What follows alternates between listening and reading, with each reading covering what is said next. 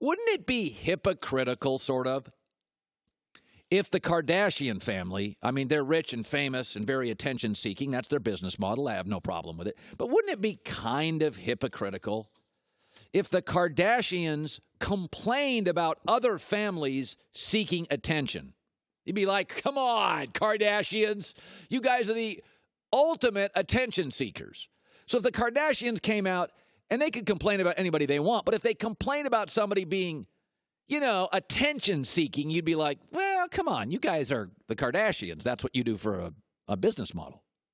I do find it funny. A story by Rick Bucher, guy we bring on the show, Trust NBA longtime reporter, says, the Lakers are frustrated with Lonzo Ball that he won't stand up to LaVar Ball.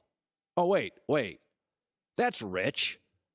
So the Lakers have an issue with the Lonzo-LaVar family dynamic. Really? This is an organization that has been dysfunctional for years. Jeannie kicked Jim Buss, her brother, out of the office. Phil and Kobe had a tell-all book. Shaq and Kobe fought. Jerry West, Riley, Phil Jackson always battled. Who gets the credit for the dynasty? Don't you think it's kind of rich? A little hypocritical that this great all-time brand is complaining about a 19-year-old and his relationship with his dad. Lakers, you can't get your family right. By the way, last night the Lakers lost. Lonzo didn't play. They're now 0-8 with 7 ugly losses without him. So the Lakers are competitive with him, and they're embarrassing without him. And if you go to any Little League game, any high school football game, any AAU basketball game, there's a loud, obnoxious dad, and you have to deal with it. If you're a professional basketball franchise and you can't handle a dad who's a loudmouth, you got bigger issues. Luke Walton's coached 126 games. He's won 41. Somebody needs to rip him. LaVar's not the issue. They've got ownership dysfunction, a lack of talent, coaching turnover, attachment to the past. And oh, by the way, they've made awful personnel decisions. Who the hell gave Mozgov and Luol Deng those contracts?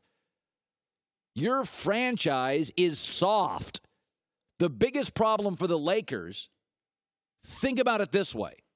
The Boston Celtics are in, I believe, the 4th or 5th year of a rebuild. Now, they have a really talented 19-year-old. His name is Jason Tatum. The Celtics, though, are in no way relying on Jason Tatum.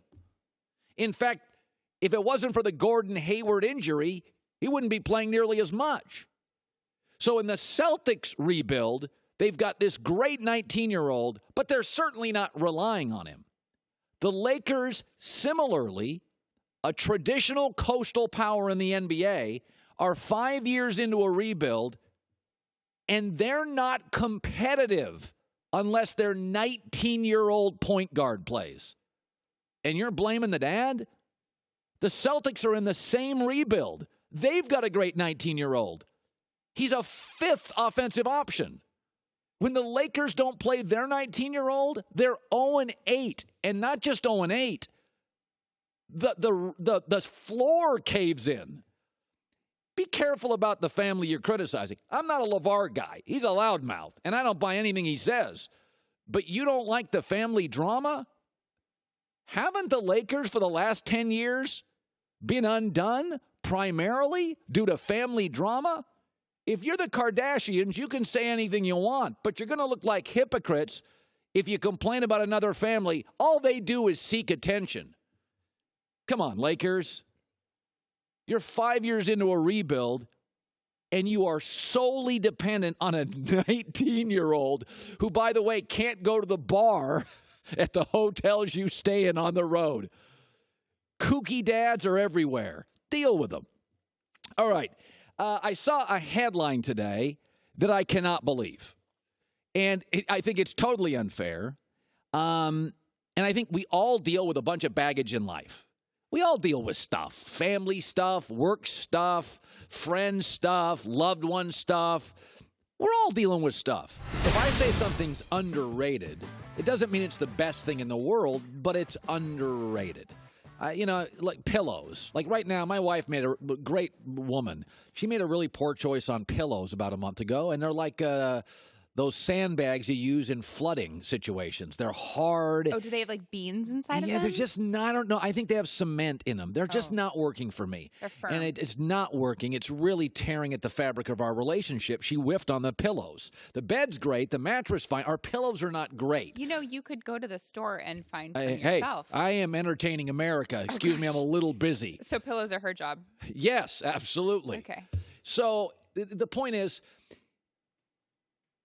Lonzo Ball, because his loudmouth dad, and because, he wasn't very good his first 25 days on the job. I'm going to defend people who aren't good their first 25 days on the job. Why? Because I've had 7 jobs. The first month, I couldn't even get my hair right on this network the first month. Lonzo Ball right now, think about this. When he has played for the Lakers this year, they have a better record than the Lakers did the first year after Shaq left and Kobe was in his prime. When the Lakers have Lonzo Ball, they're competitive. I watched last night. They're 0-8 without him. He's a 19-year-old. So let's just take away his first 25 games. They didn't exist. Again, I'm going to give you a break. I've had 7 jobs. My first month or two, you look back at it a year later and like, God, I was just bailing water and lost. Like anybody else, he was overwhelmed. He was trying to catch up with the speed of the league. His last 13 games, 14 points, 8 rebounds, 7 assists, 40% on threes, and a positive plus-minus. The kid's a stud, and the Lakers' record is 7-6. In fact, if you take Ben Simmons' last 13 games and Lonzo Ball's last 13 games, Lonzo's the better player. Better record, more rebounds, more assists, better plus-minus, and by the way, fewer turnovers. Simmons scores more. He should. He's more of a natural scorer. He's a bigger, longer, better build, attacks the rim. He scores at the rim better. Can't shoot a lick. Lonzo eventually should be as good a scorer as Simmons. Now you say, well, why is it fair? Ben Simmons had a redshirt year. He's not really a rookie. He got a year to get stronger, learn the league, learn the system, watch the games, watch film on opponents. So he's not even a true rookie.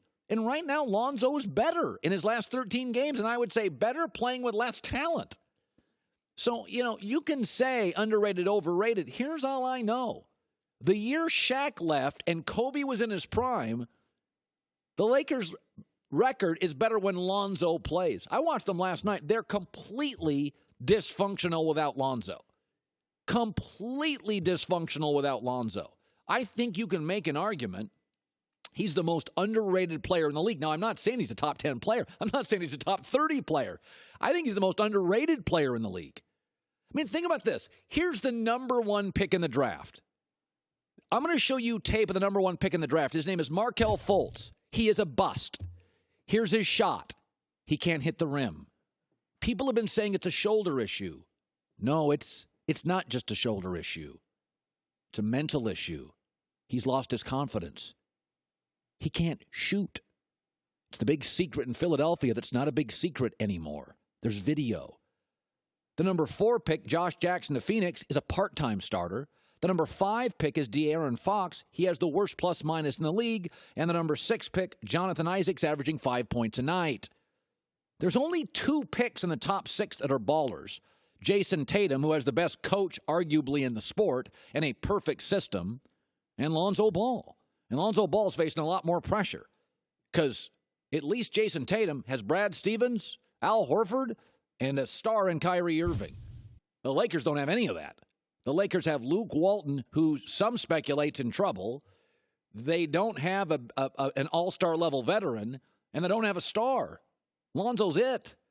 Again, I'm not saying underrated means great, but is in terms of what people are saying about Lonzo and the reality of him, right now, he is a wildly underrated player. I'm watching that Laker game last night. Their spacing's awful without him. Their defense gets worse. They don't pass well. They're like a completely different team. Not only 0-8, 7 of the 8 losses are awful to bad teams. Like I'm telling you, the kid Never going to be a superstar. Not even saying he's a star. But in terms of what you're saying and what reality is, he may be the most underrated player in the league right now. Thanks for watching. Subscribe here to get the latest from the show. Also, be sure to check out more of the best clips from The Herd or go watch a few segments from our other shows on FS1.